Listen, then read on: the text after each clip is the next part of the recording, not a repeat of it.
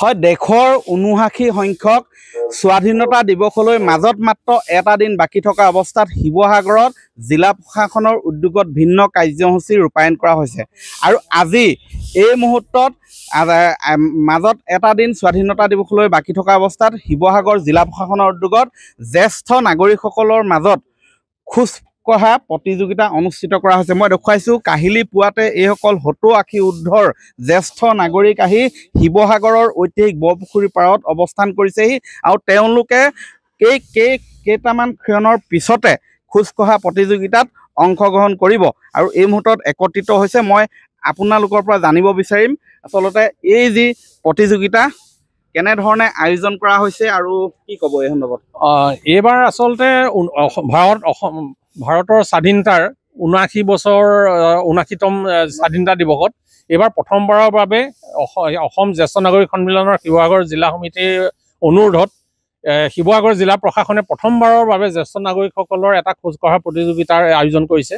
গতিকে সেইটো আমি আমাৰ শিৱসাগৰৰ বিভিন্ন শাখা ডিমৌ, গৌৰীসাগৰ, শলগুৰি, জয়সাগৰ, শিৱসাগৰ, বেতবাৰী, বাখৰ বেঙেনা, বকতা বাখৰ বেঙেনাৰ পৰা আমাৰ বিভিন্ন শাখাৰ সদস্যসকল আহি এইবাৰ এইটো শাখা ইয়াত প্ৰতিযোগিতাত যোগদান কৰিছে। গতিকে এইটো আমাৰ এই স্বাধীনতাৰ ৭৯তম বছৰটো আমি এইভাগে উদযাপন কৰিবলৈ বিচাৰিছোঁ। হয় মই দেখুৱাইছোঁ জ্যেষ্ঠ মহিলাসকলো আহিছে পুৱাই ছাৰ আছে। ছাৰ কি ক'ব, কি বাৰ্তা দিব, কেনেকুৱা লাগিছে? খুব ভাল লাগিছে। এইটো দেখাতে গম পায় ৭০-৮০ ঊৰ্ধৰ এই বৰষুণৰ বতৰত স্বাধীনতা দিৱসৰ প্ৰাক মুহূৰ্তত এটা দৌৰ প্ৰতিযোগিতা ইয়াত হ'ব, তাত অংশগ্ৰহণ কৰিবলৈ আহিছে দেখিয়েই ভাল লাগিছে। খোজ কঢ়া প্ৰতিযোগিতা, মই ভুল কৈছোঁ, খোজ কঢ়া প্ৰতিযোগিতা অংশগ্ৰহণ কৰিবলৈ সকলো আহিছে। কিমান ভাল লগা আনন্দৰ কথা, মই সঁচাকৈ অভিভূত হৈছোঁ। মই নিজেও এতিয়া ৭০ ঊৰ্ধৰ ব্যক্তি, গতিকে সকলোকে দেখি খুব ভাল লাগিছে আৰু এইটো প্ৰথম প্ৰচেষ্টা হৈছে জ্যেষ্ঠ নাগৰিকসকলৰ দ্বাৰা যাতে স্বাধীনতা দিৱসত তেখেতসকলেও আনন্দ মনেৰে ভাগ ল'ব পাৰে।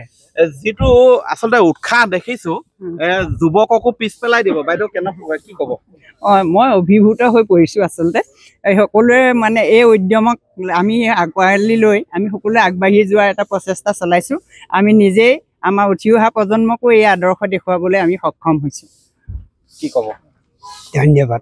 কেনেকুৱা লাগিছে? স্বাস্থ্যৰ প্ৰতি সজাগতা ৰক্ষা কৰি আমি সকলোৱে আজি এই খেলাত আমি যোগদান কৰিছোঁ আৰু আমি এতিয়া যদিও আমি বৃদ্ধ তথাপিও আমাৰ যুৱকৰ মানসিকতাৰ সৈতে আহি আমি ইয়াত অংশগ্ৰহণ কৰিছোঁ। হয় বয়স ৭০-৮০ হ'ল কিন্তু মন এতিয়াও ১৬ বছৰীয়া ডেকা।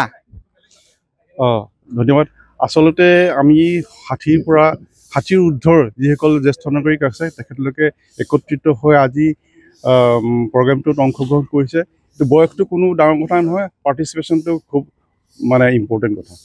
হয় এয়া মই দেখুৱাইছোঁ এনেধৰণে অতি উৎসাহেৰে আজি যোগদান কৰিছে আৰু এই এটা বাৰ্তা দিছে এই খোজ কঢ়াটো স্বাস্থ্যৰ বাবে যে অতি ভাল, খোজ কঢ়াটো সকলোৰে বাবে উপকাৰিতা আছে আৰু এই বাৰ্তাৰ উপৰিও এক যি উৎসাহ স্বাধীনতা দিৱসৰ প্ৰাকক্ষণত এয়া সকলোৰে সমিল মিলে আগুৱাই যোৱাৰ এক বাৰ্তা আজি এই স্থানৰ পৰাই গ্ৰহণ দিছে।